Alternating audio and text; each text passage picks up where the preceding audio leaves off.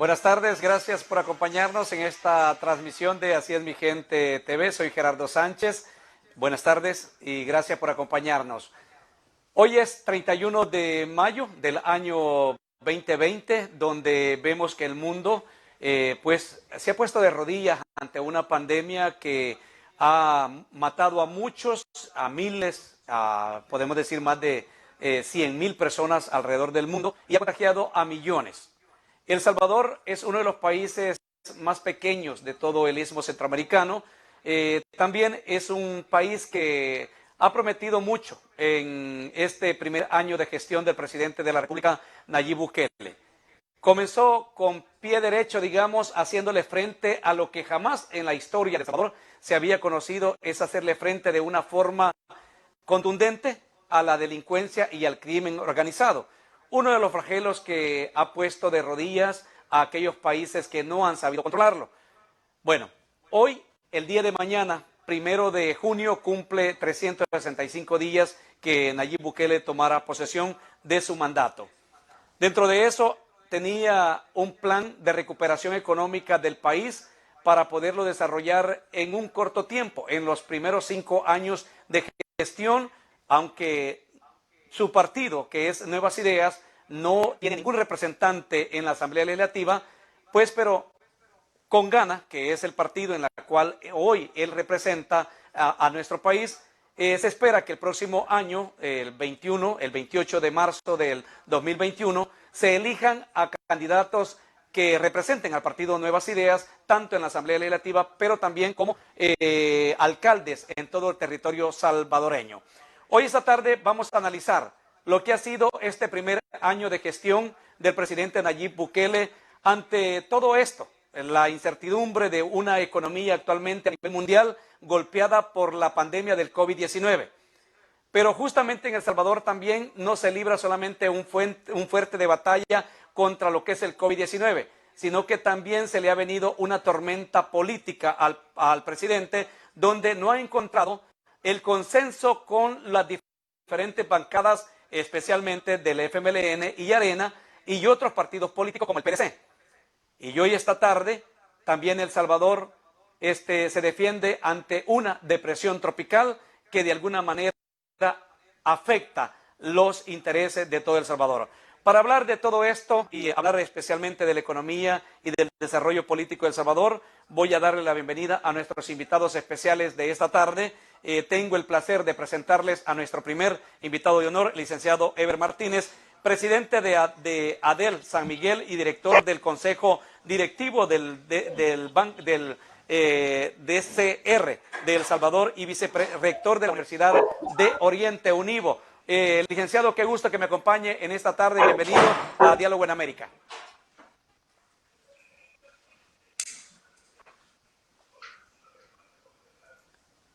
Licenciado Eber Martínez, buenas tardes. Bienvenido a este foro de Diálogo en América. Un saludo a la comunidad salvadoreña en Washington, el país acompaña. Esperamos dar la lección y darles a conocer realmente cómo es económico y la noticia, la lluvia que llegó el día y cómo nos está dando efectos totalmente negativos en todas las dimensiones. Bueno, muchas gracias. También nos acompaña en este conversatorio el doctor Francisco Lazo, economista y ex viceministro de Economía de El Salvador, actualmente presidente de Colproce, Asociación de Economistas de El Salvador. Doctor, qué gusto que me acompañe en este conversatorio. No, es un placer poder estar con ustedes, con tan distinguidos colegas, mucho aprecio y sé que son de alto nivel académico, y a toda la comunidad en Washington, a salvadoreños y otros, pues un fraterno saludo.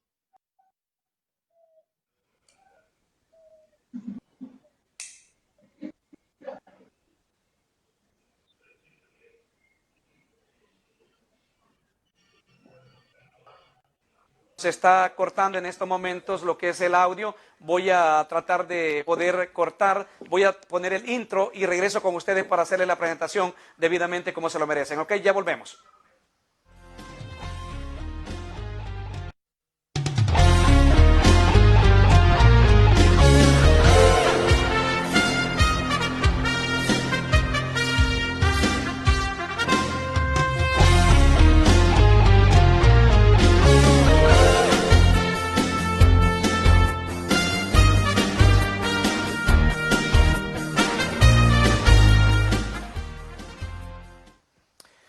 Muchas gracias por estar con nosotros a través del programa de Diálogo en América. Vamos ahora a hacer un análisis sobre la situación política y económica de El Salvador en el primer año de gestión del presidente de la República, Nayib Bukele.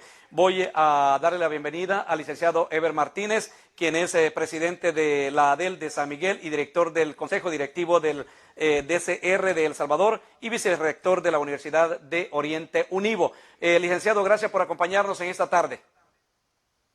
Un saludo muy cordial y gracias al programa, la televisión, hacia mi gente, por el apoyo y la apertura a este tipo de eventos que es tan importantes que la sociedad civil, el pueblo salvadoreño que reside en Estados Unidos lo conozca, y realmente estamos para servirle. Un saludo cordial a todos los salvadoreños que nos apoyan y que hacen una buena labor por este país que vive en Estados Unidos. Gracias a todos, saludes y bendiciones. Muchas gracias, licenciado. También nos acompaña el doctor Francisco Lazo, economista y ex viceministro de Economía de El Salvador y actual presidente de Colproce, Asociación de Economistas de la República Salvadoreña. Doctor, gracias por acompañarnos. Bienvenido. No, es un placer, Gerardo, poder estar esta tarde dando algunas opiniones sobre el primer año del presidente Bukele, y un gusto también estar con tan distinguidos colegas que les tengo mucho aprecio y sé de su alto nivel académico y propositivo que hay, y espero que este diálogo sea fructífero. Y un saludo para toda la comunidad de compatriotas que se encuentran fuera de nuestro país y que en este momento están pasando también por un momento complicado por el COVID-19, que están en el epicentro de desarrollo de esta pandemia en Estados Unidos. Muchas gracias. También nos acompaña el licenciado Rafael Ernesto Goches, economista y consultor internacional. Bienvenido, licenciado. Gracias por acompañarnos. Un gusto, Gerardo, y un cordial saludo a Diálogo en América. Es un placer compartir con Eber y Francisco. Estoy a sus órdenes. Como decía al principio de esta introducción, para los tres, sabemos de que el presidente comenzó haciéndole un frente directo a lo que fue el crimen organizado y al crimen, digamos también, de las pandillas, que ha sido un flagelo que ha puesto de rodillas a nuestro país y a los comerciantes, y que de esta forma han fragmentado lo que es a la economía de El Salvador. Pero ¿qué les parece si comenzamos haciendo un recorrido y destacando los puntos a favor y en contra del presidente Nayib Bukele en su primer año de gestión? Comenzamos con el doctor para que así podamos ir teniendo toda la participación sobre este punto. Bueno, los 365 días que han transcurrido han tenido sus altibajos. Si bien es cierto que él entra con un gran voto popular, 1.400.000 votos, eso es un importante capital político que tiene el presidente Bukele durante, digamos, los primeros 9 meses que fueron de normalidad, en el sentido de que no teníamos el problema del COVID-19. La economía de El Salvador no experimentó ningún sobresalto. El crecimiento a finales del año pasado fue similar, 2.5, según lo reporta el Banco Central de Reserva. Hoy estaba leyendo algunos indicadores importantes de la encuesta de hogares, en donde aparece una reducción significativa en el nivel de la pobreza, tanto extrema como relativa, lo cual no se puede decir que sea todo de la gestión del presidente Bukele, pero que sí son resultados importantes. Logró llevar sin muchos sobresaltos el año pasado, logró una aprobación del presupuesto, incluso con voto calificado porque requería de financiamiento externo, de préstamos, pero cuando inició el año comenzaron ya sus problemas, el año presente, el 2020, en febrero cuando hace su incursión poco relevante o poco lúcida en la Asamblea Legislativa y que comienza a tener ya problemas con los partidos políticos, y eso lo hemos venido viendo ya en el transcurso de la pandemia, en donde buena parte de su capital político se le está terminando, se le está acabando, precisamente por los impases que él tiene en la Asamblea Legislativa, y que lo vimos precisamente el día de ayer, en donde la Asamblea ya no le aprueba el decreto de emergencia tal como él lo estaba solicitando, y esto ya nos está llevando a un enfrentamiento, y están sucediendo cosas inéditas, un entendimiento entre Arena y el FMLN que uno nunca creía que eso podía darse, ahora está haciendo una realidad. Sumamente importante. Voy ahora a conversar, vamos a pasar con el licenciado Ever Martínez sobre su valoración en este tema, licenciado. Bueno, en primera instancia queremos decirles que el país venía de una transición donde probablemente los gobiernos anteriores habían hecho poco, y cuando un gobierno hace muy poco, cuando alguien empieza a generar cambios y empiezan a identificar algunos cambios, la gente empieza a percibirlos y eso es lo que llama la atención. El doctor Lazo daba una estadística muy importante, es que el caudal de votos que él tuvo al momento que fue electo, eso lo llevó a una cosa nueva en el país que no se había dado por historia, pero eso ha ido caminando, y hoy por hoy nosotros acabamos de hacer una encuesta en la zona oriental, en los 4 departamentos, y me quedo sorprendido por los resultados. Y tengo la encuesta en este momento, el 90% de la zona oriental estamos trabajando, 89-90% lo está aprobando prácticamente la gestión, y eso puede ser mucho de lo que la gente está percibiendo, de que la ciudadanía está percibiendo, y ese es un dato que ustedes pueden ver que no es un dato que lo hemos sacado así en una cosa rápida. Es una encuesta que hemos estado analizando, viendo y tomando los datos más importantes para que realmente la sociedad civil vea cómo está la situación. Ahora, ¿en qué momento hemos caído? El Salvador ha sido golpeado por diferentes fenómenos. Primero, la pandemia del COVID-19, que nos ha afectado grandemente, nos tiene fuera de la economía prácticamente 3 meses, con grandes daños en la salud, grandes daños en la economía, y hoy con un conflicto político que El Salvador está enfrentando que no es saludable. En este momento, cuando las crisis llegan, es cuando debemos estar más unidos. Los 3 poderes del Estado deben estar más unidos. Desgraciadamente no ha habido un entendimiento, un equilibrio de poderes, y lo que entienda realmente por constitución política cuál es el papel de cada uno de los poderes. Lastimosamente hemos caído en este impasse que nos está afectando, que nos va a salir afectando, y los indicadores nos están dando un panorama totalmente difícil para cerrar el año 2020 y entrando al año 2021, que no van a ser favorables. Cuando nosotros analizamos también el papel del presidente en su primer año de gestión, entendemos que él trae un plan de trabajo de estabilizar la parte delincuencial. Ha hecho muchas fases que han ido en bien de la ciudadanía.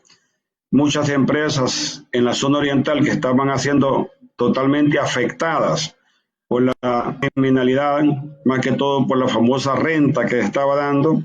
Eso se ha ido disminuyendo, eso es un punto que le aplaudimos, por realmente muchas empresas en este momento ya no están pagando su renta, no todas, pero ya hay un porcentaje que no están pagando su renta. Eso le apoya mucho a la gestión, la labor de la policía, la parte de ir trabajando poco a poco en generarle confianza al empresario en esa forma. No queremos decir que el fenómeno está totalmente eliminado. Simplemente es una disminución que hemos ido viendo poco a poco, que ha ido favoreciendo la economía. El empresario se va favoreciendo de un flagelo que venía golpeándolo por años. Viene otros tres fenómenos que nos están golpeando grandemente, como el COVID-19, el problema del conflicto político y hoy la tormenta que nos llega, que también nos deja de afectar. Tenemos gente ya afectada, que hay que empezar a trabajar por la ayuda, por la colaboración y en medio de una serie de incertidumbres políticas que también no se siente bien porque las empresas quieren volver a sus actividades económicas, tienen que recuperar primero su confianza, segundo, estabilizar sus empresas y tercero, analizar sus flujos de caja realmente que tanto lo necesitan y cuarto punto, darle estabilidad laboral a sus empleados. Esos son los... Ahora, la otra cosa interesante también es cómo se está manejando el cuestionamiento político del país. Para mí es sumamente peligroso, sumamente delicado para verlo del país, ya que se siente una interferencia de poderes, se siente un irrespeto a las diferentes acciones de cada órgano que están ejecutando. Debería haber una reflexión grande en el país, debería haber un llamamiento a que cada uno reconozca por constitución cuál es su función en el desempeño de sus actividades dentro del país en base a la constitución política. Vamos a escuchar al licenciado Rafael Ernesto Goches. ¿Cuál es su punto de valoración sobre este primer año de gestión, licenciado? Sí, Gerardo, quisiera en primer lugar quizás separar lo que son los primeros 6 meses con lo que son el primer semestre del presente año. En el primer semestre, sin lugar a duda, que lo más destacado es el significativo apoyo popular con el cual llega el presidente y toma posesión el 1 de junio y inmediatamente echa a andar su plan de control territorial y la población le reconoce, pues, sobre todo la reducción de los homicidios y eso lo posiciona fuertemente. Alrededor del tema de los problemas estructurales realmente o relacionado con el modelo, podríamos decir, no ha habido ningún signo, digamos, importante ni en el primero ni en el segundo semestre. Pero sí lo comento porque de acuerdo a la Constitución es el Consejo de Ministros el que aprueba el Plan General de Gobierno, así se llama en la Constitución. Y hasta la fecha, no sé si Francisco o Ever lo conoce, pero al menos su servidor no conoce el Plan General de Gobierno. Tanto es así de que antes de que se cerrara el primer semestre, el señor presidente comunicó una noticia que fue muy bien recibida por diferentes sectores, sobre todo por la parte del sector productivo, porque anunció la contratación del doctor Hosman como encargado para elaborar el plan de desarrollo que iba a ser formulado con el concurso de diferentes sectores y iba a ser presentado justamente el 1 de junio del 2020. O sea que esa era una noticia muy importante, pero que no se sabe realmente cuál fue la suerte. Entonces entramos a este segundo semestre donde las condiciones ya cambiaron sustancialmente. Los problemas estructurales cuando entra, por ejemplo, la pandemia, realmente condicionan la respuesta. Ahí tenemos uno de los elementos más importantes, que es el desequilibrio fiscal. Cuando entra la pandemia, El Salvador estaba arriba del 70% del Producto Interno Bruto en relación al PIB, y de acuerdo a las aprobaciones que le han dado para conseguir recursos, para conseguir financiamiento externo que asciende a 3.000 millones de dólares, si los consiguen y si los logran gestionar, estaríamos llegando alrededor del 88% de endeudamiento.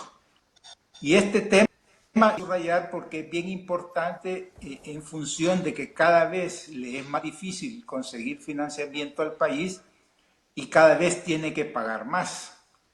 Y estas diferencias que hay entre el choque de órganos de gobierno y de diferencias entre distintos sectores de la sociedad salvadoreña, lógicamente que altera el riesgo país. Es decir, le va a costar cada día más conseguir financiamiento y a una mejor tasa de interés. ¿Qué quiere decir esto? Esto quiere decir que estamos endeudando y que una vez pase estas emergencias va a haber que pagar ese financiamiento. Y eso solamente se puede hacer o vía la reducción del gasto público o vía mayores ingresos del gobierno, que se puede traducir en mayores impuestos. Y ahí entran entonces una discusión bastante seria. El otro elemento sumamente importante es que la tasa de desempleo es significativa en el país, pero sobre todo el subempleo. Todas las personas, más del 70% trabaja en el sector informal.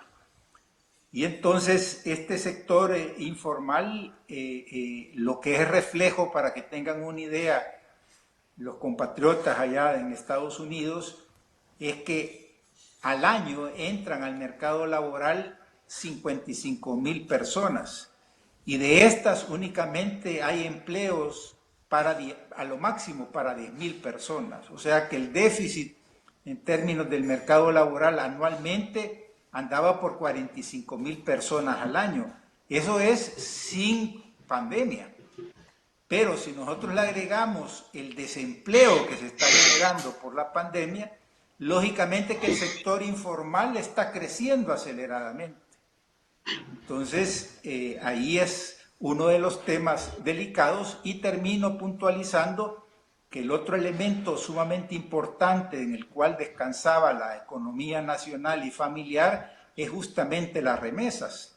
Recordemos que cerca del 20% del Producto Interno Bruto es en concepto de remesas. Y el cálculo estimado en la reducción del último mes debido a la pandemia es que las remesas han disminuido cerca del 40%. Entonces, lógicamente que eso se va a traducir en menor capacidad de consumo por parte de miles de familias salvadoreñas, de hogares salvadoreños, y por lo tanto, en el tema económico, El Salvador está en serias dificultades, y que se expresa a través del desempleo, la informalidad, el alto déficit presupuestario, endeudamiento y reducción en el consumo. Por lo tanto, los cálculos de la reducción del Producto Interno Bruto, o sea, del crecimiento, es que se pueda esperar en este año entre un 7 y un 10%. Así le resumiría yo la situación económica que vivimos los salvadoreños. Bueno, y todo lo que mencionaba el doctor también, el doctor Francisco Lazo, sobre toda la oposición también política que ha encontrado el presidente con lo que es lograr el consenso con los diputados para poderle hacer frente a esta pandemia, Rafael. Pero bueno, quiero pasar, digamos, hemos tocado dentro de esto, ¿creen ustedes que si en el caso de no haber habido la pandemia, cuál sería el panorama económico de El Salvador? Hubiera habido, aunque decimos que estaba un poco mejorando, pero la situación sería diferente, porque sabemos también de que el presidente entró en la batalla para que le aprobaran también el presupuesto o el dinero en la Asamblea Legislativa para poder continuar con el plan control territorial, que era el combate a la delincuencia y al crimen organizado. De no haber venido esta pandemia, ¿creen que el panorama económico del país fuera diferente? Comienzo con el licenciado Eber Martínez. Gerardo, en base al análisis que Rafael mencionaba, yo podría decir que El Salvador ya tenía problemas. Los problemas que tenía El Salvador solo se venían sosteniendo, y probablemente la entrada de la pandemia vino a agudizar un poco la situación económica del país. Si vemos nosotros el grado de la política fiscal, cómo se fue llevando, y el grado de endeudamiento que estaba antes de la pandemia, era alto, sumamente alto. Entonces, esos porcentajes que se estaban manejando, que ahorita tenemos un 90% del nivel de endeudamiento del país, ya es un efecto que se vino a agudizar a corto plazo y lo llevó a un momento de aceleración. Segundo lugar, el nivel de desempleo que tenía el país siempre ha sido alto. Rafael da un dato bastante importante que lo estamos manejando en el país, y que el otro sector es que también el sector informal ha ido creciendo sustancialmente, y esto nos crea problemas a nivel de país. Primero, no hay un control de estos tipos de negocios que están operando en el país, están en la informalidad. Segundo lugar, no tienen acceso a ninguna prestación social, no están en el seguro social, no están registradas en ninguna estadística de país, y eso nos crea problemas porque el país, en los controles que se están llevando, no se toman en cuenta y se toman datos estadísticos donde se queda exonerado del control a estos sectores. Y el otro caso es cierto que el apoyo que se le da al gobierno de los préstamos para el control territorial vino a ayudar y contribuyó grandemente a bajar los índices de criminalidad del país, pero estos eran momentos que habría que venir evaluando la situación actual del país, porque ya el problema ya estaba. No estaba tan acelerado, sí, pero tenía problemas serios. Y la otra cosa que ha venido a darle aceleración a todo el caso es que hemos tenido un divorcio total entre el problema de salud y el problema económico. El hecho que las empresas estén cerradas totalmente 3 meses, eso es delicado para el país, porque el país tiene dos grandes retos: superar la parte de salud, que es muy importante en la vida de la persona, en la forma como dignificamos el ser humano, pero también en la necesidad de alimentarse, de que los empleados tengan sus ingresos, las empresas dinamicen la economía, la oferta y la demanda se esté constituyendo, las cadenas productivas se estén fortaleciendo, y todos esos factores que se están dando, eso ha venido a debilitar grandemente el esquema de país. Y lo más doloroso y delicado es que muchas empresas, más que todo el sector de la micro y pequeña empresa, sí está golpeado en este momento. Hay empresas que es de trabajarlas mucho para quererlas sostener. Ahorita el país tiene 2 retos grandes. Uno, el sostenimiento de empresas. Evitar que las empresas vayan a cerrar, se desesperen, entren en un estrés que los lleve a una toma de decisión que tal vez no va a ser la correcta. Y el otro es, ¿qué significa que una empresa esté cerrando? Esto nos está llevando a tasas de desempleo muy altas. ¿Qué va a pasar? Ahí tenemos 2 indicadores. Una persona que era emprendedora antes, hoy pasa la fila de desempleados, y las personas que estaban laborando para esta micro y pequeña empresa se vuelven a sumar a la parte de desempleo también, que es peligroso para el país. Acordemos que cuando una tasa de desempleo está creciendo, las personas tienen necesidad de sus ingresos, empiezan a dispararse los índices sociales, y el dispararse los índices sociales es dañino porque ya empiezan a verse algunos temas de pobreza. Estamos llevando un nivel de pobreza, extrema pobreza, y también lo que nos preocupa es las diferencias sociales también que tenemos en el país. Entonces, te digo, el país está atravesando una dificultad muy grande que es necesario analizarla. El día de ayer compartíamos la encuesta de hogares que el doctor Lazo mencionaba. Muy importante, hasta el 2019 el país había recuperado muy bien el indicador de pobreza, pero a este momento, si lo analizamos, cerrando 19 para el 2020, hemos retrocedido 10 años atrás del nivel de pobreza del país. ¿Qué implica retroceder? ¿A qué se debe, licenciado Eber, a qué se debe ese retroceso? ¿Se debe a lo de la pandemia o a alguna mala gestión del presidente? En este ámbito hay varios indicadores que se vinculan. Primero, probablemente, como Rafael mencionaba muy bien, separemos todo momento. Los primeros 6 meses, muy buena labor. Se veía que la acción de gobernabilidad iba caminando, los temas económicos iban caminando, y el equilibrio entre los poderes, que más importante, también estaban dándose efectivamente, con diferencias mínimas, pero estaban caminando. Pero en 6 meses para acá, la situación se ha agudizado, más que en toda la tranquilidad política, el caso de la pandemia, que también vino a agudizar grandemente la estabilidad económica de los salvadoreños en los dos ámbitos, en la parte laboral y la parte empresarial.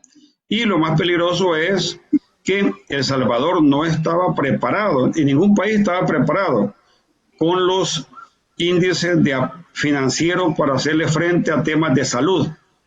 Entonces el país se ha visto totalmente afectado porque los pocos recursos que el país tiene han sido dirigidos a 3 cosas. Primero, la sostenibilidad económica de los empleados, la parte laboral.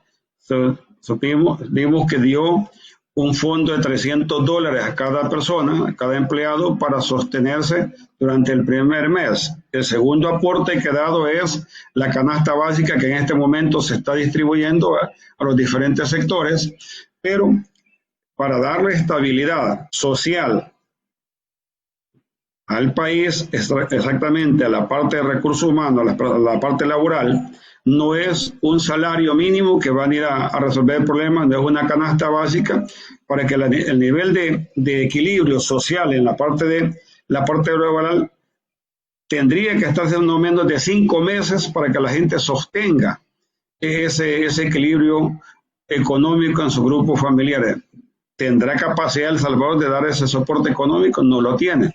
Rafael mencionaba el nivel de endeudamiento que tiene en este momento el país, es grande. Esta deuda que hemos adquirido la van a pagar generaciones tras generaciones, y eso es peligroso para el país porque realmente su capacidad de reacción es baja, y más con estos efectos naturales de la lluvia que nos están afectando, nos deja también de traer secuelas muy grandes que nos van a afectar. El otro tema interesante también que habría que analizar es el tema de riesgo país que estamos teniendo. Entonces, Eber, El Salvador ha llegado a... Sí.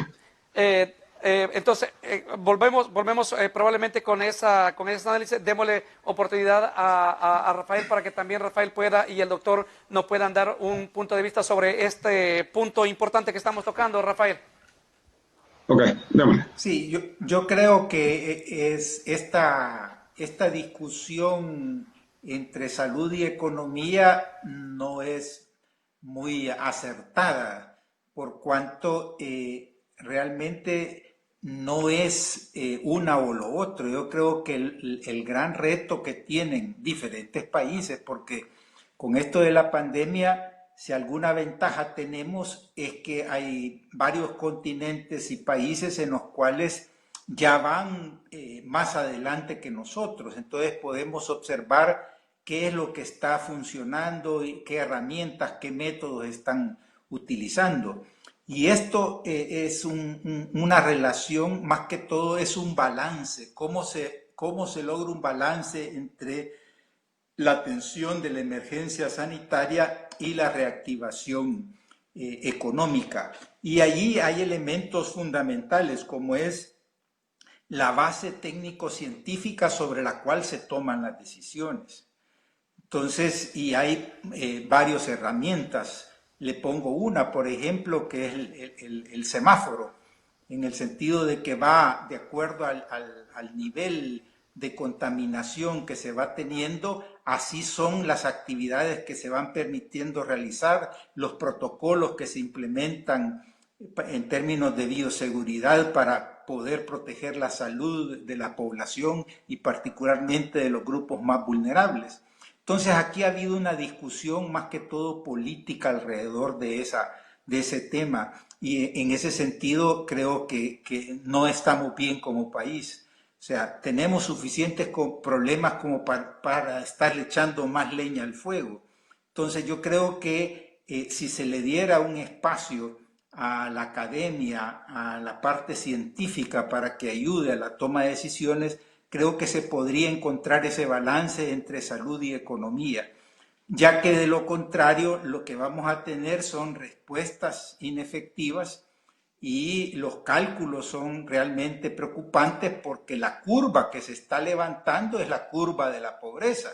Ya la teníamos en 2 millones de personas y los cálculos están en que va a subir a 3 millones de personas en un plazo relativamente corto. Entonces, esa es la curva que se está levantando como resultado justamente de este impacto. Entonces, necesitamos tener capacidad como país y un esfuerzo de los diferentes sectores para enfrentar estos problemas. Le pongo un ejemplo.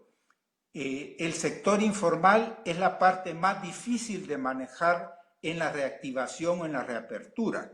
Si nosotros como país tenemos que el 70% de la fuerza laboral está en este sector informal y tenemos a San Salvador, el área metropolitana de San Salvador, donde se concentra la mayor actividad productiva y también se concentra en términos poblacionales, ahí nosotros tenemos una área en la cual se debe hacer un tratamiento diferenciado. No es lo mismo trabajar para el área metropolitana de San Salvador que trabajar para Chalchuapa, para Jutiapa o para Cacopera. No es la misma realidad. Entonces, por lo tanto, la respuesta no debe ser la misma. Otro ejemplo. Rafael, perdóname que lo interrumpa. Vemos el oriente de El Salvador que siempre ha sido relegado por los anteriores gobiernos y que este gobierno tenía un plan de desarrollo para El Salvador. En breve, se ha dado, viendo que también la pandemia no solamente toca al centro de El Salvador, como usted lo está diciendo, en San Miguel hay grandes empresarios, puedo mencionarle la industria pastelería Lorena, hay otras empresas grandísimas claro. En San Miguel que han sido impactadas directamente. ¿Ha habido, se conoce algún plan de recuperación económica del presidente? Esto lo hablaba el presidente de Bandesal ayer en un webinar que ofrecían a través de la página de Adel San Miguel, o sea, que estábamos observando toda esa información que ha estado surgiendo, pero quiero que me explique también, después le demos oportunidad al doctor para que nos hable un poco de esto, ¿no? Sí, es que justamente, Gerardo, la importancia es de poder responder a las realidades de cada uno de los territorios. En San Miguel, por ejemplo, hay, y en las últimas décadas han surgido muy importantes iniciativas, empresarios, instituciones. Por ejemplo, ahí tiene a la UNIVO del licenciado Eber Martínez, tiene a la Gerardo Barrios. Hay un sinnúmero de instituciones que hace algunos años no estaban y que ahora sí están. Pero yo desconozco realmente si hay un esfuerzo conjunto entre los diferentes sectores para poder dinamizar la economía del oriente del país. Yo no lo conozco. Le pongo un ejemplo sobre el sector informal porque bien específico y que es clave para el manejo de la pandemia y para la reapertura, porque una de las zonas de mayor contaminación o riesgo de contaminación son los mercados municipales. Y en los mercados municipales se juntan compradores y vendedores de diferentes actividades o ramas económicas. Ahí pueden encadenar con diferentes sectores como los productores agrícolas. Pero sin embargo, no he visto yo ningún planteamiento ni de los alcaldes municipales, ni del gobierno nacional, ni del sector productivo, donde se priorice la atención a los mercados municipales en términos de poder combinar justamente el sanitario con la recuperación económica. Doctor, quiero leer incluso algunos mensajes de nuestra audiencia. Quiero agradecerle a todos ustedes por compartir nuestra señal también. Y como siempre, Así es mi gente se caracteriza por interactuar con todos nuestros televidentes. Quiero agradecerle a Ángela Gallo, a Lemos Algodón, Marcelo Bonilla, muchas gracias. Allí eso está conectado con nosotros, un gran artista salvadoreño. Mercedes Maldonado, muchas gracias. También Brígida Martínez, Inés Alvarenga. Hoy sí tenemos presidente, dice, como nunca hemos tenido en nuestro país, El Salvador. El mejor presidente del mundo es Nayib Bukele, el mejor presidente, dice Maribel Ley. También tenemos un excelente trabajo por parte del presidente Nayib Bukele. Inés Alvarenga, gracias a Dios que ya no se dé este tipo de ratoneros pudiendo tanto, dice, ok. Reina Azucena Rodríguez, también excelente trabajo. Licenciado Eber Martínez, felicitaciones. Abigail Cárdenas también. Inés Alvarenga, es tristeza, dice. Amadeo Herrera, muchas gracias. Víctor Portillo también. Otoniel López, que siempre está pendiente de nosotros. Saludos, hermanos salvadoreños, tienen un buen presidente. Dios ilumine desde Honduras. Nos están viendo Jesús Hernández de la comunidad de allá de San Alejo, por allá son ellos. Mercy Molina, muchas gracias. Quitar los diputados que no hacen nada, hay dinero para pagar, dice. Carlos Cárdenas nos está viendo. Reina Azucena, Armando Martínez, allí dije un comentario. Cristo viene pronto. Gerardo Cerro, muchas gracias. Gerardo. Tito Martínez, María Carranza y Jesús Hernández dice, saludos Gerardo, excelente programación y me gustaría que hablemos no solo de los problemas que tenemos en El Salvador, pero también ponernos la solución. Eso es bien importante. Vamos para allá. Fácil es analizar, dice, pero hablen de propuestas. Les hacen una invitación a ustedes también. Patti Valle, Jacqueline Vanessa, muchas gracias, pero Dios no nos va a abandonar, dice Jacqueline Vanessa. Rey González, fácil es hablar, está bueno con lo cortaron, dice. Cornelia Carballo, pero no le ha hecho el presidente, es lo que están hablando de la crisis. Juan Ramírez, Brígida Martínez, ¿cuáles cambios? Odio a los empresarios que nos dan de comer con sus empleos. No dice, odio a los empresarios que nos dan de comer con sus empleos. Prepotencia, asalto, dice, bueno, ahí está el comentario. Muchas gracias a todos, hay mucho, siempre tomo un tiempo para poderles agradecer a ustedes también, porque gracias por ponernos en la palestra pública con todos sus grupos. Vamos a pasar con el doctor, que nos quedábamos por ahí. Doctor, sabemos de que es un momento, podríamos decir, entre dulce y amargo para el presidente Nayib Bukele, debido a que esta semana hemos visto el desgaste político que han tenido los representantes de él en la Asamblea Legislativa. Hemos visto a un FMLN contundente de no dar paso atrás con lo que habían acordado para aprobarle para seguir con esta contingencia de la pandemia.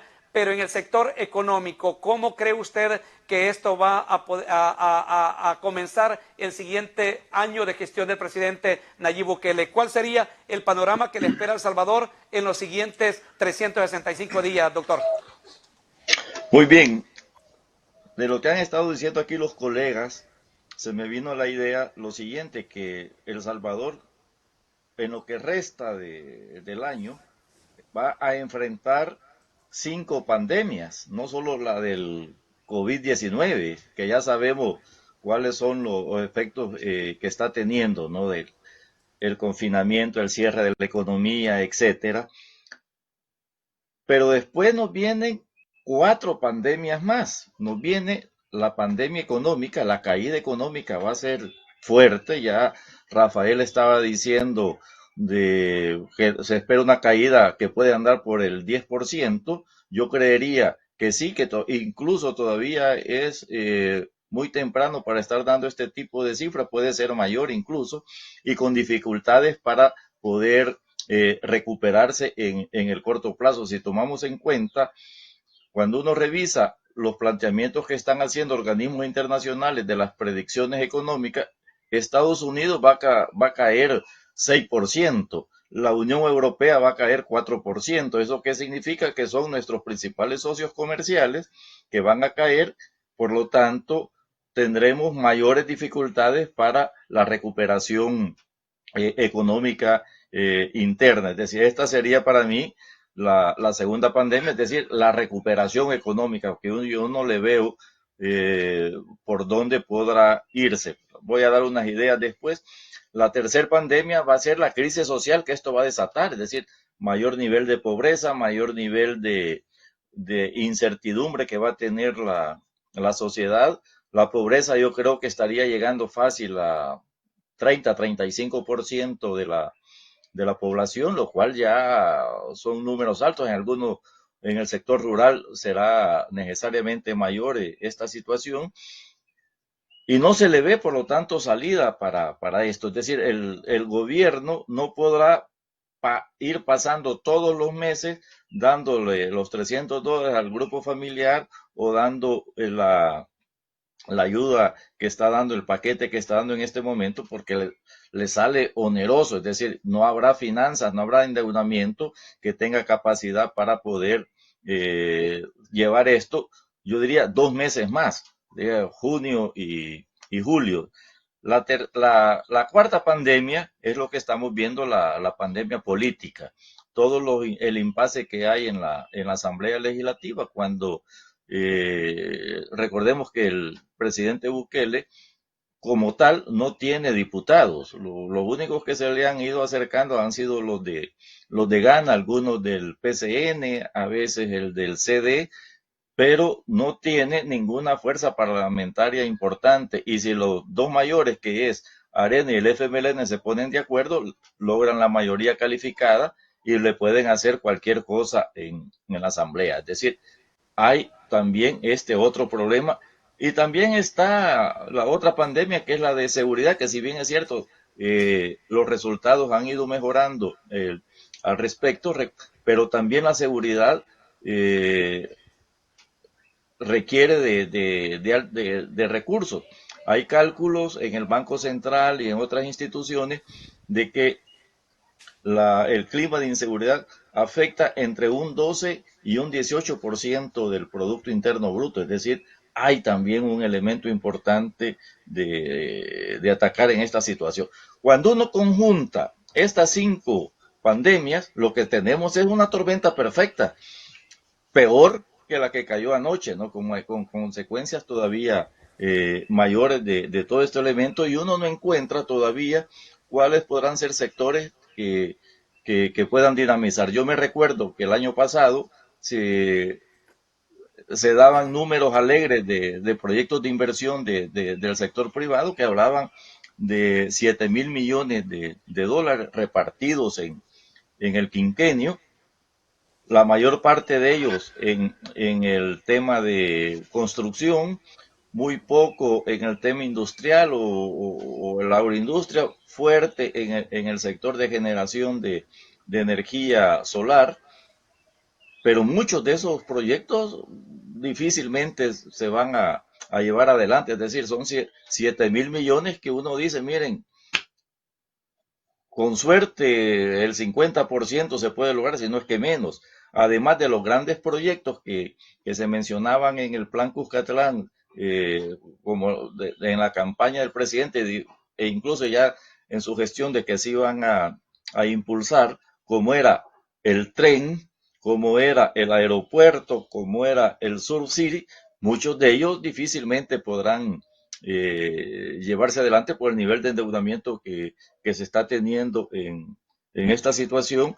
Por lo tanto, uno no ve sectores que puedan dinamizar la economía y decir, miren, que se reduzca el nivel de caída de la economía y que el próximo año, 2021, 2022, podamos iniciar un proceso de recuperación económica, porque el entorno mundial también es negativo. La misma China que venía creciendo, si bien es cierto que había caído, pero sus tasas estuvieran altas, 6,5%, las proyecciones están indicando que va a caer, va a subir, pero más lentamente y su crecimiento podrá andar alrededor del 3%, pero nosotros tenemos muy poca relación económica con China, entonces uno difícilmente podrá decir que por ahí podemos lograr dinamizar la economía cuando lo que le exportamos nosotros a China es lo tradicional que hemos hecho siempre,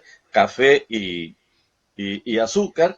El café viene para abajo, estamos produciendo 700, 800 mil quintales cuando veníamos de 3,5 millones de quintales.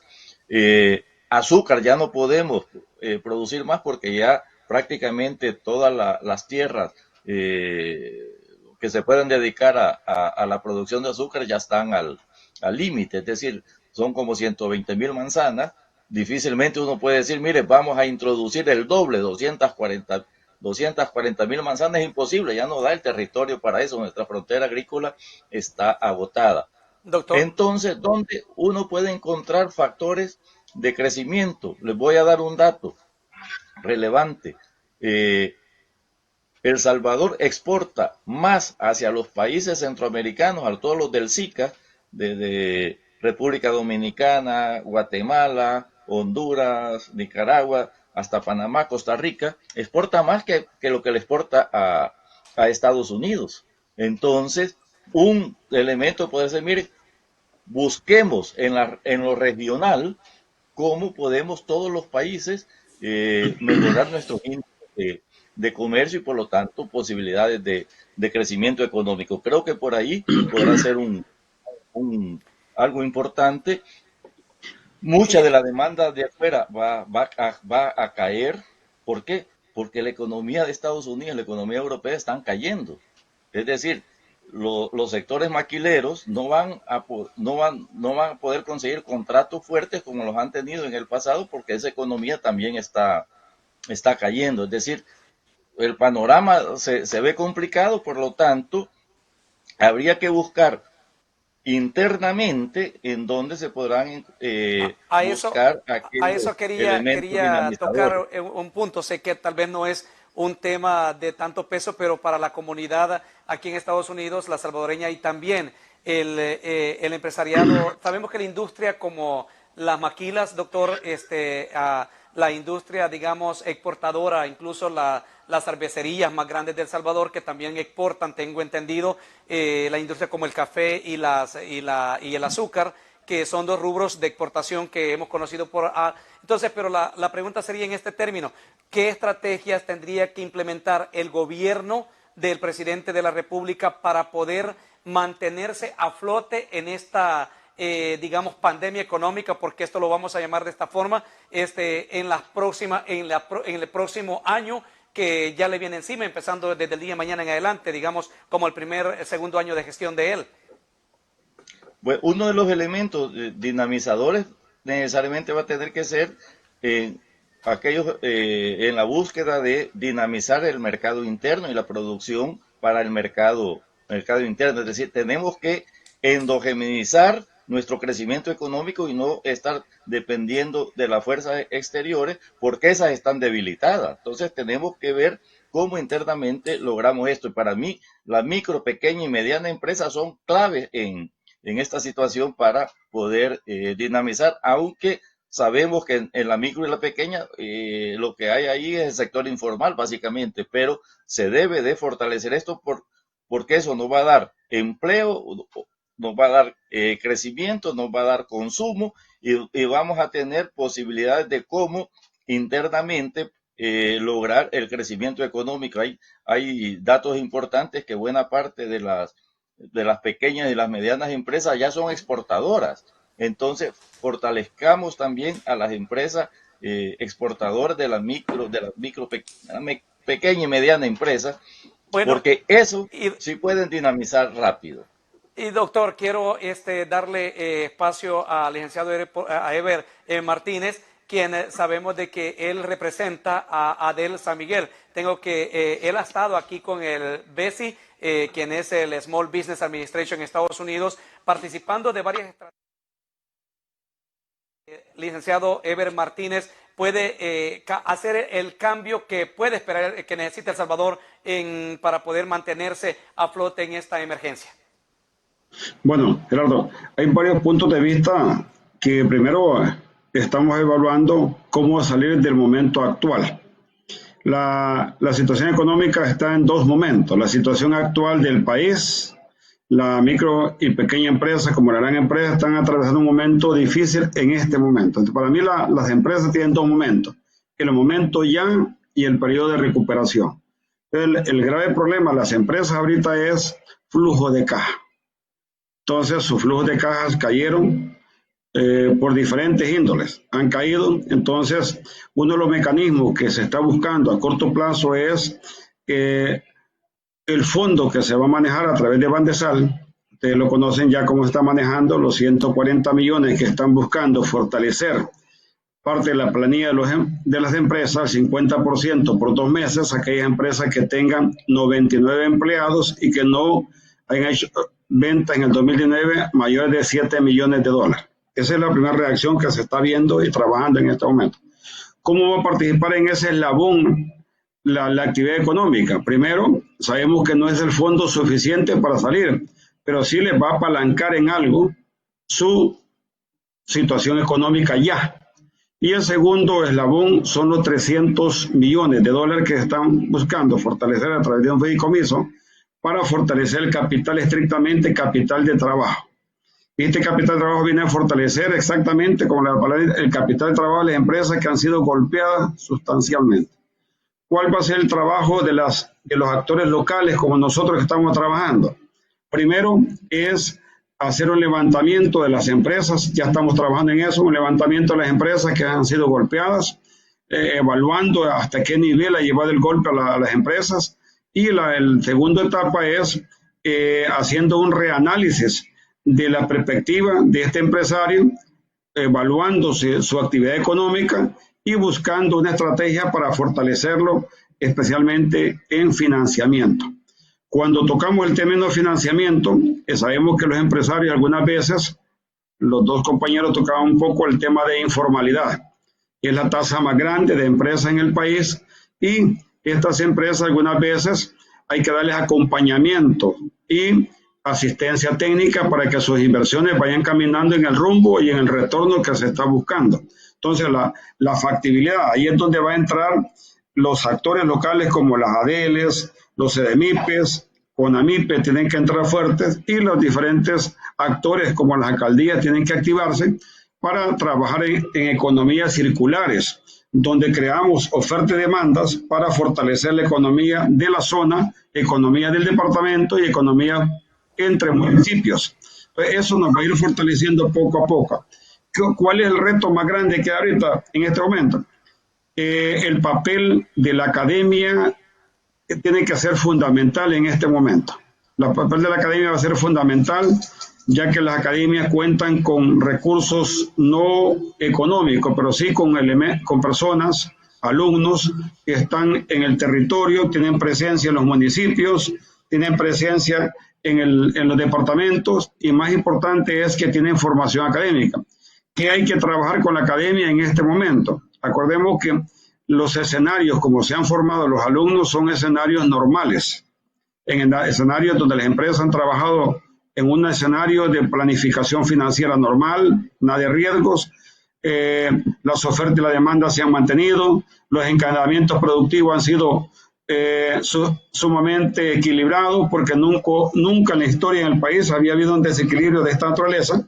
Entonces, la academia tiene que proponer una alternativa para que estos jóvenes empiecen a trabajar bajo escenarios nuevos, con riesgos, y darles acompañamiento para que estas empresas, los fondos que reciban, puedan ser bien administrados. Segundo, los riesgos sean mínimos, y lo más interesante es que tengamos al corto plazo evaluaciones donde vamos dando signos de recuperación de las micro y pequeñas empresas, pero con economías locales y economías circulares, donde se va fortaleciendo el apoyo regional o sectorial.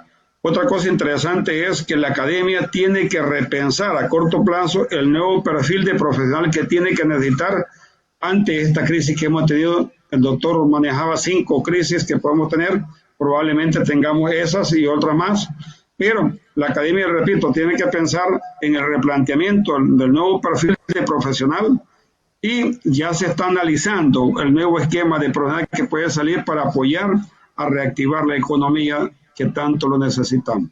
¿Qué profesionales necesitamos? Por ejemplo, necesitamos, probablemente la academia tiene que pensar ya en este momento en ingenieros eléctricos, pero con otro pensamiento, con otra formación y con otro perfil. Necesitamos ingenieros eléctricos apegados, amigables con el medio ambiente, con un esquema de mayor énfasis en protección de las empresas y apoyo también al desarrollo económico. ¿Qué otra cosa el doctor Lazo mencionaba y el Rafael? Ingenieros agroindustriales. Acordemos que en este momento hemos puesto a prueba la seguridad alimentaria. Eso nos debe dejar una gran escuela, que los países deben pensar grandemente en la seguridad alimentaria sustancialmente. Y así podemos mencionar otros perfiles que van a ir saliendo, y hablamos ayer, por ejemplo, ayer discutíamos un punto como este. Necesitamos profesores virtuales certificados. ¿Qué necesitamos? ¿Por qué? Porque no es lo mismo como nos hemos montado en 2 meses a dar clases virtuales, que medio mundo ha tenido que aprender a la carrera, ajustarse en este momentito, pero lo que ha aprendido la mayor parte de gente es a manejar una plataforma, a manejar un chat, a manejar tal vez una videoconferencia, pero eso no es enseñar. Transformar el pensamiento educativo no es eso. Necesitamos manejar didáctica, pedagogía, procesos de evaluación, nuevas formas de evaluar, nuevas formas de interactuar y una serie de dinámicas más entre el docente y el alumno. Antes el centro era el docente, hoy el centro con la nueva modalidad debe ser el alumno. Y eso va a permitir que el país vaya saliendo de una dinámica de una crisis, de una educación presencial, y se entre una educación más virtual. Que hoy por hoy sería un error que el país retroceda si ya empezó una transformación de tecnología y de innovación. Es sumamente importante que aquí de en adelante empecemos a transformar la educación bajo ese pensamiento en 3 términos: en programas de emprendimiento, en programas de innovación, y poner a prueba el papel de las instituciones educativas del país, cómo están transformando este fenómeno para mejorar los perfiles y poniendo al centro al ser humano para que cambie la situación de desarrollo del país. Licenciado Eber, Rafael, ¿le gustaría abonarle un poco a toda la conversación, a lo que ha dicho el doctor y el licenciado Eber Martínez? O mejor les parece si pasamos, si tiene algo que abonarlo, pues lo dejo y si no, le damos paso ya para ir cerrando este programa. Sí, yo nada más quisiera destacar 3 puntos que era importante. Es que nosotros como hondureños debemos entender que la crisis va a ser 2021 y probablemente la poscrisis sea 2022-2024.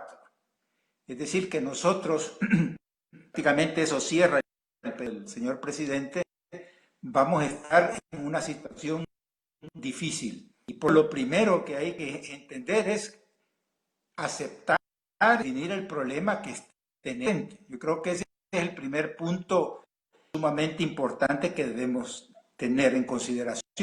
El segundo elemento, yo creo de que hay que generalizar.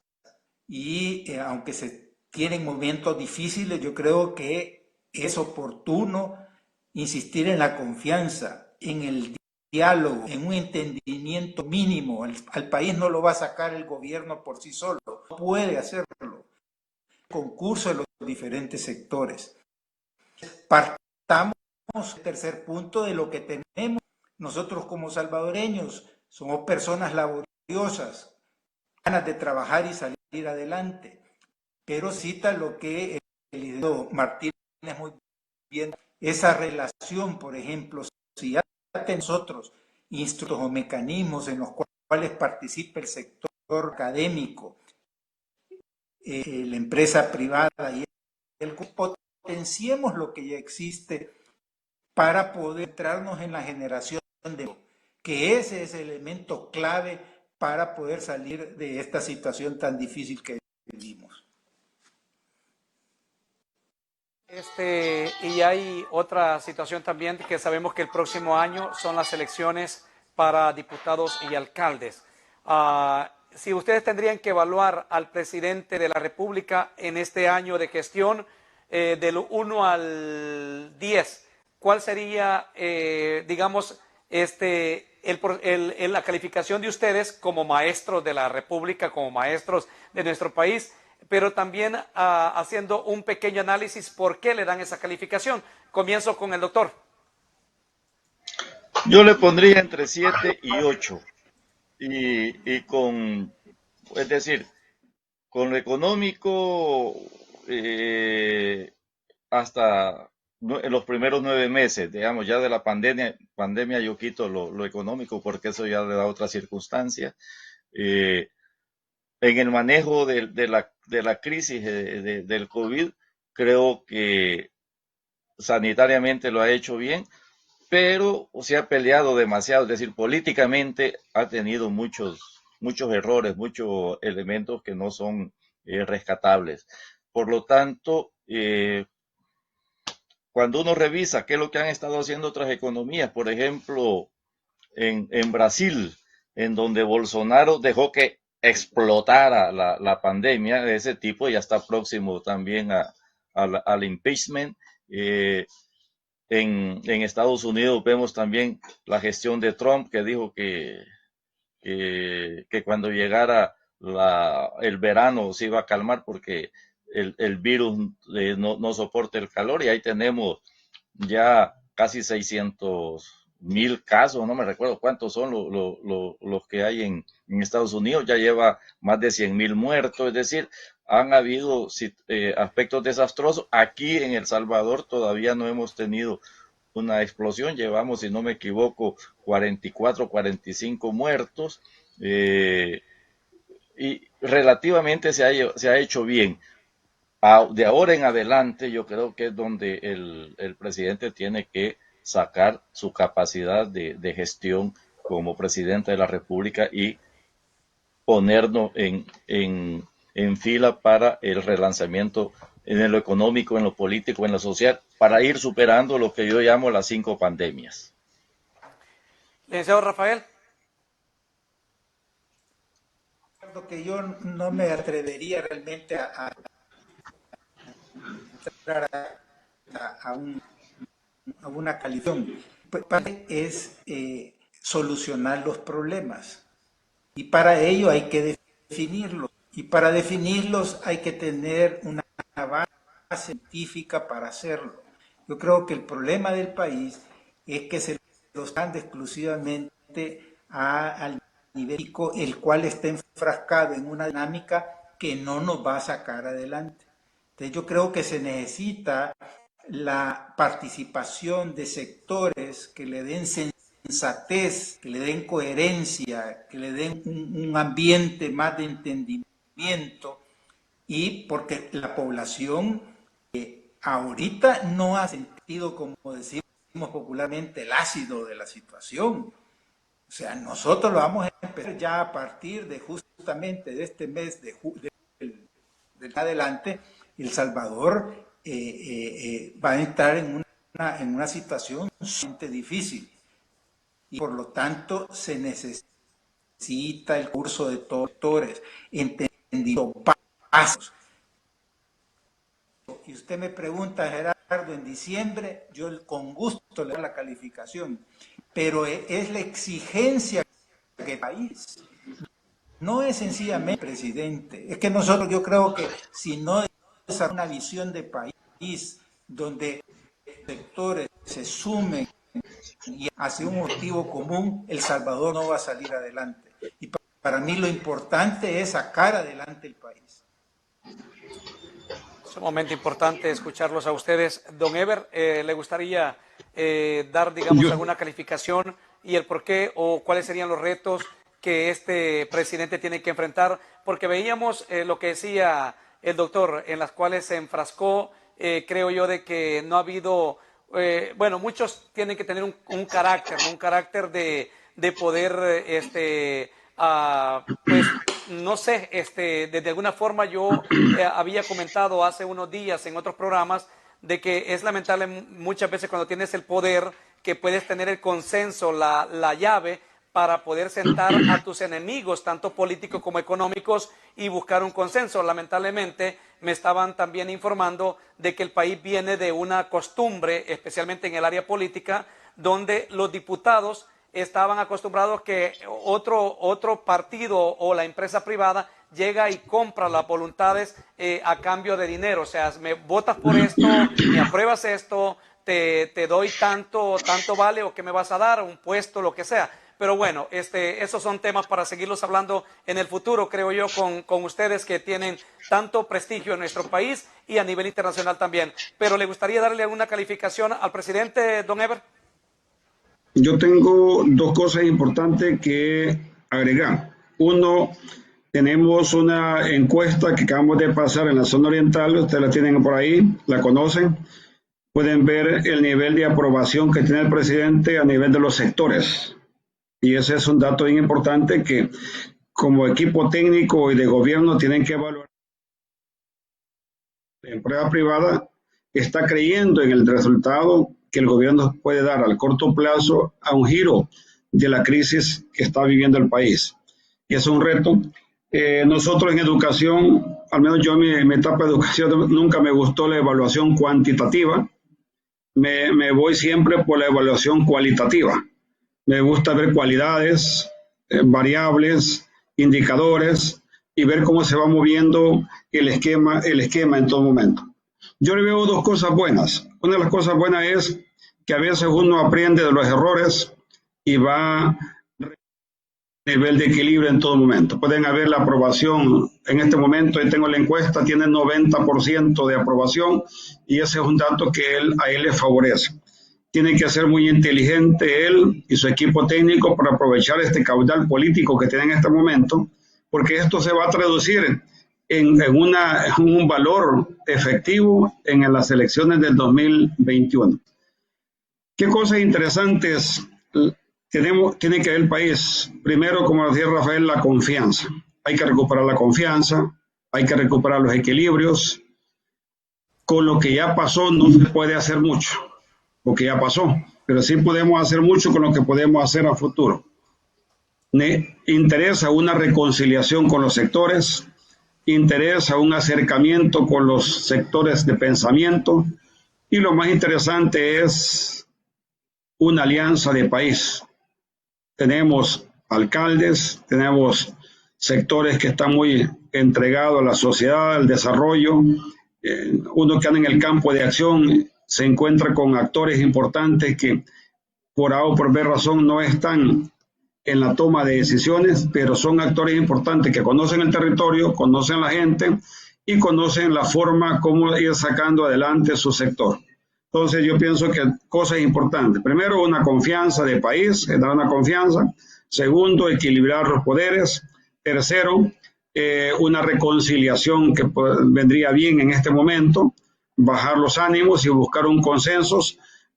Escucho a veces, dice, estamos buscando y pidiendo la colaboración de los sectores, pero cuando uno pide la colaboración, unas veces tiene que ceder y otras veces tiene que sumar. Entonces, tienen que buscar esos equilibrios fundamentales para lograr la confianza. Y tercero, apoyarse mucho en los sectores técnicos científicos, en la academia y La otra cosa importante que debe haber en el país es una buena rendición de cuentas para transparentar todo lo bueno, lo malo y cómo lo estamos haciendo en el país. El pueblo va a tener confianza a medida que rindamos cuenta de todos los buenos, las buenas acciones. Si nos equivocamos hay que aceptar el error, pero hay que asumir responsabilidad. Entonces, mi sugerencia va por ahí, hay que sumarse, hay que aportar y el país lo necesita. Y lo más importante, hay que planificar el cambio del país. No Bueno, podemos improvisar tanto. y hablando, licenciado, de ese cambio, vienen las elecciones el próximo año. ¿Qué cambios ven venir? ¿Son buenos para el país? Desde el punto político, también podríamos decir, se le inyectarían nuevas mentalidades a la Asamblea Legislativa, a las alcaldías. Hay mucha gente que dice de que deberían de dejar los puestos los antiguos, los mayores que han estado por muchos años en la Asamblea. Quiero comenzar con Rafael y después vamos para ir finalizando. Este es el último tema que vamos a tocar en esta tarde, pero me gustaría que Rafael nos diera su valoración sobre este punto. Rafa, las elecciones del próximo año, sabemos de que el presidente en este momento no tiene representación en la Asamblea Legislativa, tiene 10 personas que pertenecen al partido con el que él ganó, pero sabemos de que estas personas nunca se habían relacionado, no eran de su confianza, pero sin embargo ha podido trabajar con ellos y con otros sectores dentro de la Asamblea Legislativa. Pero, ¿qué cambios se esperan para el próximo año 2021? ¿Bueno para el país o cuál es la valoración? Muy bien, Gerardo.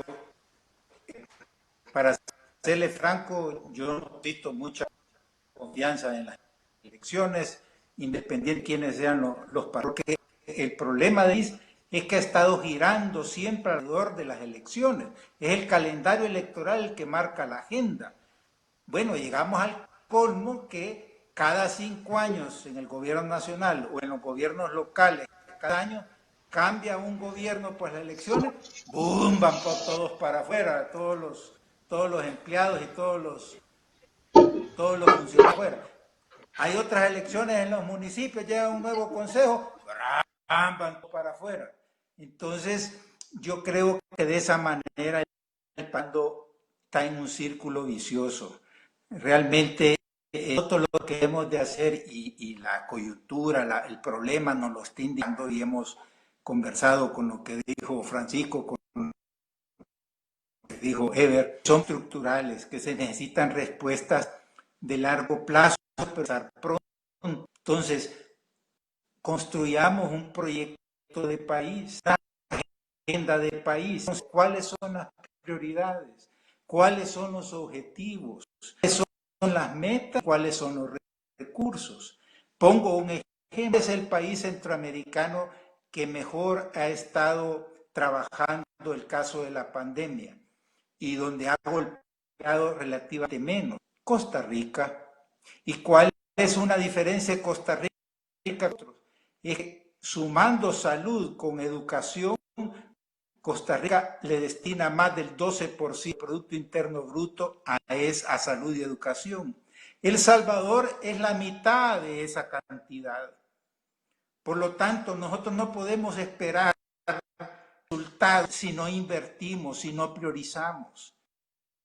Entonces, hagamos la construcción de un proyecto de país y elijamos a aquellos gobernantes que están decididos y tienen las capacidades para echar a andar por manera ese proyecto de. En esa lógica quisiera ver yo las elecciones, no píos en el aire y retórica demagógica, no, con cosas serias, responsables y que expresen un entendimiento básico del país. Doctor. Bien, resultados que puede tener cuando yo hice unas proyecciones con los resultados presidenciales y me daba que Nuevas Ideas podía tener 46 diputados, es decir, más de la mayoría simple, es decir, con los datos que nos presenta el licenciado Martínez de la encuesta de una gran aprobación. Yo tengo otra encuesta que igual indica una gran aprobación, también una encuesta del sector empresarial, y los empresarios aparecen mal, los partidos políticos aparecen mal y la figura del presidente aparece alta. Es decir, esta encuesta fue realizada a mediados de mayo.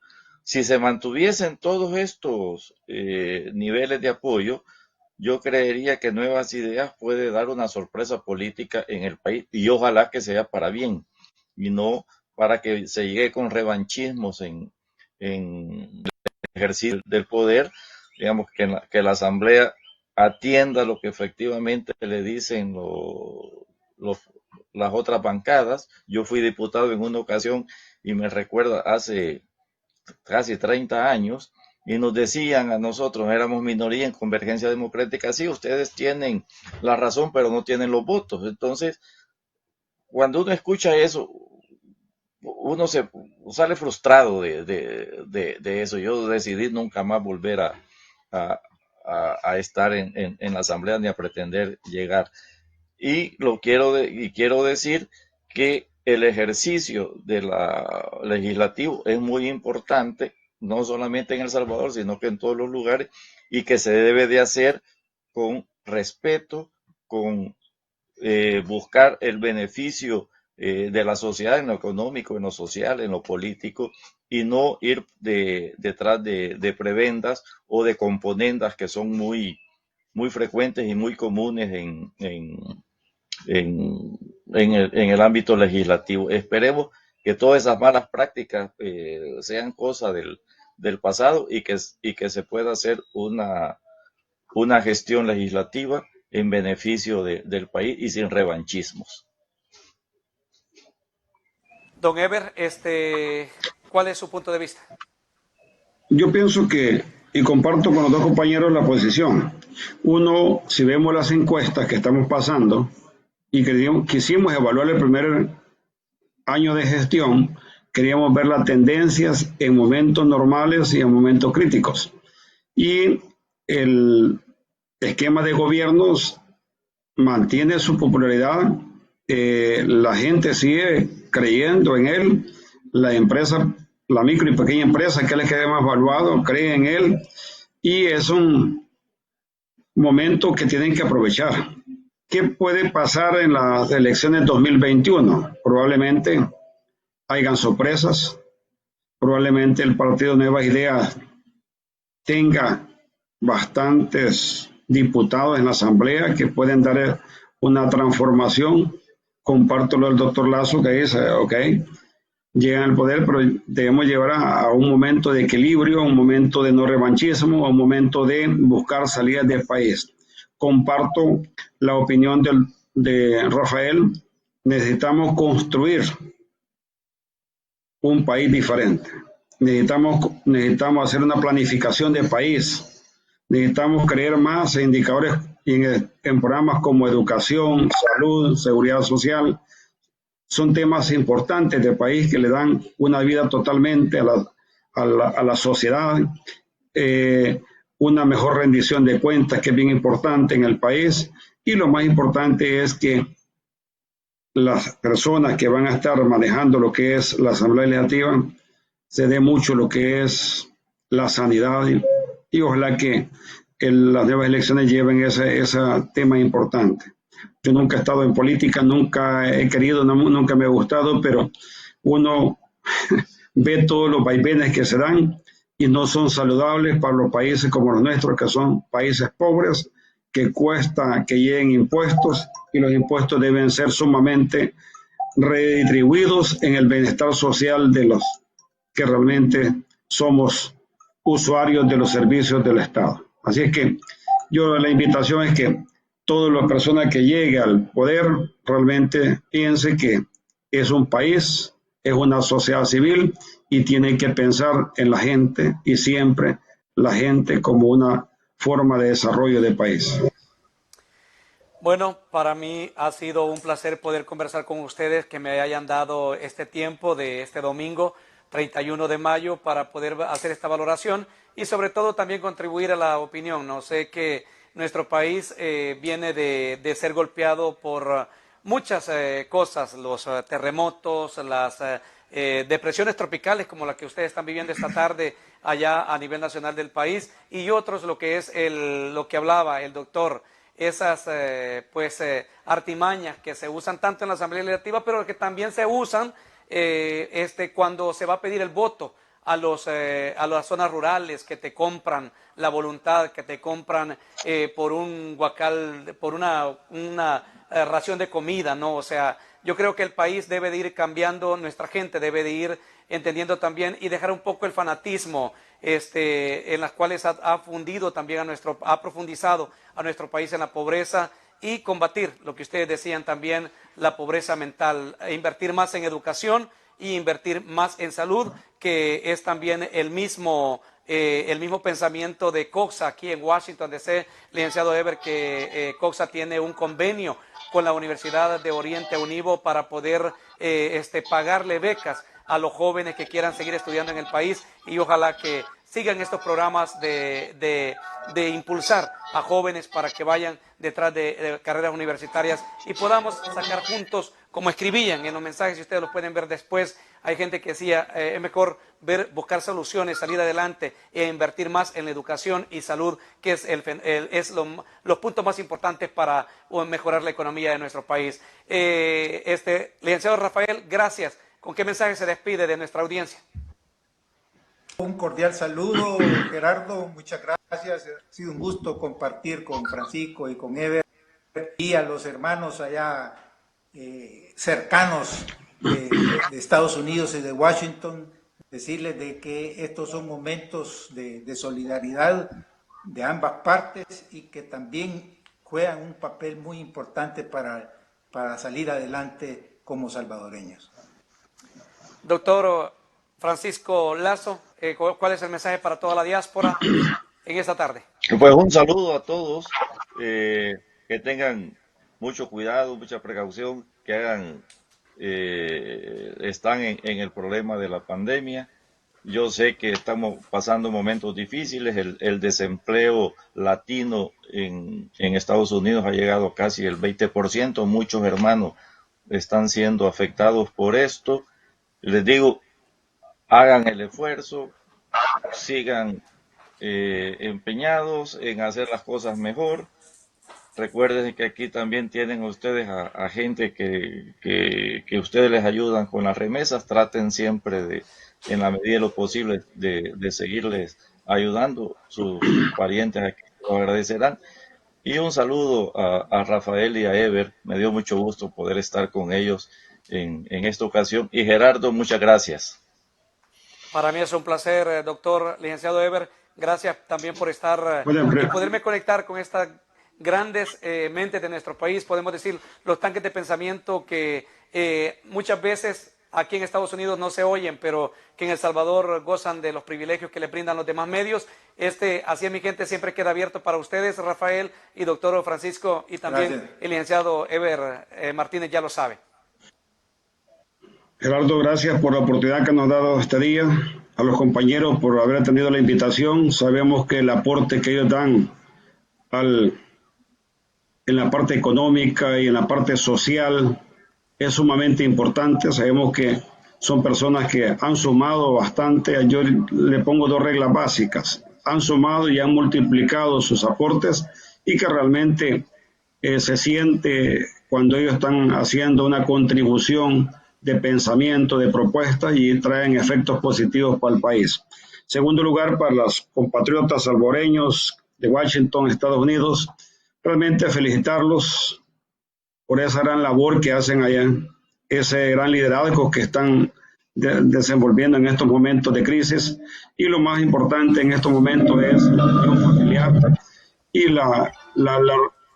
como el doctor Lazo decía, siempre hay parientes en el país donde dependen familiarmente o económicamente de ellos, siempre hay lazos que lo están uniendo. Siempre cuando uno esté afuera, el corazón está en el país y de repente uno está amarrado al país. Así es que El Salvador siempre estará con ustedes. Nosotros trataremos de apoyarlos en lo que podamos, y Como Universidad Oriente también, como ADEL, estamos a la disposición de seguir trabajando en proyectos que vengan a beneficiar al desarrollo de las comunidades, transformar algunos esquemas de pensamiento, y lo más importante es que tengamos buena comunicación. Estos son mecanismos, formas para comunicarnos, y esto sabemos que llega a todos los sectores de Estados Unidos, y invitarlos al Nomás Pase Eso, que siempre estemos pendientes del país. Hay que venir a visitarlos, hay que estar conectados y conocer las realidades del país en todo momento. Así que felicitaciones, gracias y muchas bendiciones para todos. Muchas gracias a los tres, Dios me los bendiga y cuídense también en estas situaciones difíciles, especialmente en esta pandemia que está tocando mucho a nuestro pueblo. Bueno, así llegamos al final de esta conversación con tres destacados profesionales de nuestro país. Gracias al licenciado Eber Martínez por poder tener este espacio y poder compartir, así como también al doctor Francisco Lazo y al licenciado Rafael por habernos acompañado. A usted, muchas gracias por estar con nosotros siempre conectado con toda la información que estamos generando desde el Pulgarcito de América, pero también esta semana con mucha información desde acá, desde el área metropolitana de Washington, D.C. Soy Gerardo Sánchez, nos vemos en breve con más información, pero usted no se pierda todos los sábados a las 12:30 del mediodía por Centroamérica TV, su programa Así es mi gente, Diálogo en América, también a las 12:30, Así es mi gente los sábados a las 5, y el lunes a las 4:30 de la tarde por Centroamérica TV, Diálogo en América. De esta forma llegamos al final de este programa con estos tres invitados especiales desde la República de El Salvador. Usted continúe con nosotros con otra información más. Hasta la próxima.